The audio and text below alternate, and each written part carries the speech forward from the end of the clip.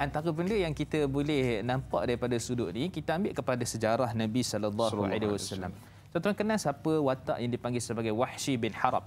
Wahsy bin Harb ni satu orang yang mana beliau antara orang yang mencetuskan pembunuhan Saidina Hamzah bin Abdul Muttalib, bapa saudara Nabi, dalam peperangan Badar.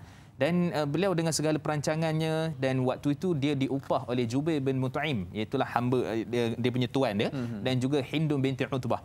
Jadi dua orang ni mereka syaratkan secara ringkasnya, ceritanya panjang, secara ringkasnya, kalau kamu nak bebas sebab kamu hamba, siapa? Iaitulah Wahsy tadi, kamu kena bunuh. Maksud dalam peperangan nanti kamu kena bunuh siapa-siapa yang berkaitan dengan Nabi, antara yang mereka mak ataupun yang paling utama antaranya Saidina Hamzah.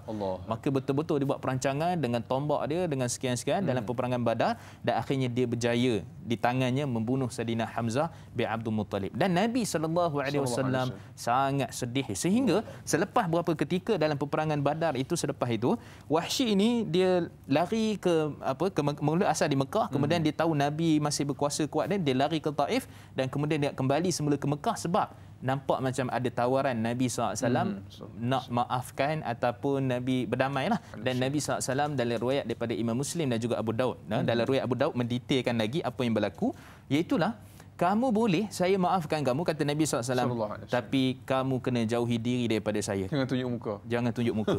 Sebahagian ulama hadis antaranya dalam kitab Audul Ma'bud, syarah kepada Sunan Abi Daud, dan ulama-ulama yang lain, bila mereka mensyarahkan hadis ini, mereka menyatakan antara sebab kenapa Nabi buat begitu, supaya Nabi kalau tengok Wahsy, Nabi tak teringat yang dia pembunuh kepada Saidina Hamzah.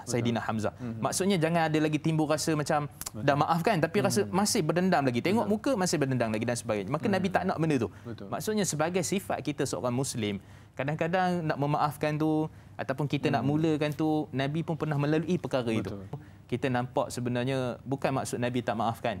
Kita pun kadang-kadang kita dah maafkan orang, rasa ataupun kita nak mulakan, tapi rasa macam tak boleh jumpa dia ni. Kata Nabi SAW, la yahillul muslimin, tidak halal bagi orang Muslim yang man ayyahjuru akhahu, mereka yang dipanggil sebagai kita kata tak bertegur siapa, faqat thalatha layali, iaitulah lebih pada 3 hari. Jadi 3 hari ni tempoh berdamai. Lebih pada 3 hari itu kira tidak halal. Maksudnya berdosa kalau kita tak berdamai. Jadi tengok pada hadis perbincangan tadi, baru kita dapat tahu rupanya memang sakit untuk memaafkan. Tetapi dalam tempoh, dalam keadaan sekarang ini, kita kata memaafkan itu satu kemuliaan dan satu perkara yang amat dituntut daripada sudut syarak.